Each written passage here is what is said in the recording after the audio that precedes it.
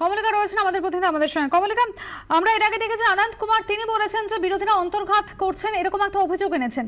অর্থাৎ গতকাল আমরা যেভাবে দেখেছি রাহুল গান্ধী, চিদম্বরম তারা যেরকম চড়াসুরে বিরোধিতা করেছে, জেটলি, জাভড়েকর তাদের উত্তর দিতে দেখা গেছে শাসক দলে প্রস্তুত রয়েছে।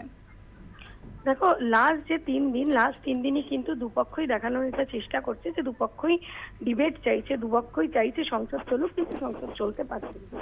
আমরা দেখতে পেরেছি যে আজকে সকালবেলায় দুপক্ষের তরফ থেকে যে স্ট্র্যাটেজি মিটিং হয়েছে, সেই স্ট্র্যাটেজি মিটিং এ বিরোধী পক্ষরা যেরকম ডিমনিটাইজেশনের পাশাপাশি কিরণ রিজিজুর ইস্যুকে হাতিয়ার করতে চেয়েছে, কারণ তিনি প্রথম একজন মন্ত্রী যার বিরুদ্ধে সরাসরি দুর্নীতি অভিযোগ আনতে পারছে বিরোধীরা। অন্য দিক থেকে আমরা দেখছি যে যদি সেই হাতিয়ার বিরোধী পক্ষের তরফ থেকে ব্যবহার করা হয়, তাহলে আগস্ট ওয়েস্টল্যান্ডের হাতিয়ার কিন্তু সরকার পক্ষ বার করবে, এমনটাই স্ট্র্যাটেজি তারা নিয়েছেন। এবং তারা চাইছেন যে বিতর্কটা হোক, অরুণ জেটলি ইনিশিয়েটিভ করুক বিতর্কটা। আবার বিরোধীরা চাইছে যে সরকার পক্ষের বক্তব্য গত 1 মাস ধরে তারা দেখেছে 50 দিন সময়সীমা দিয়েছে, তারা দেখছে সরকার পক্ষ কি বলছে, কিন্তু মানুষের অসুবিধার কথা তারা তুলে ধরতে চান এবং সেটা রাহুল গান্ধী বলতে চান।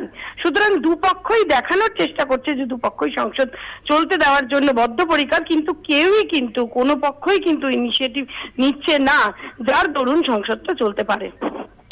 ধন্যবাদ কমলিকা। তোমাকে কমলিকা সেনগুপ্ত আমাদের প্রতিনিধি ছিলেন টেলিফোন লাইনে।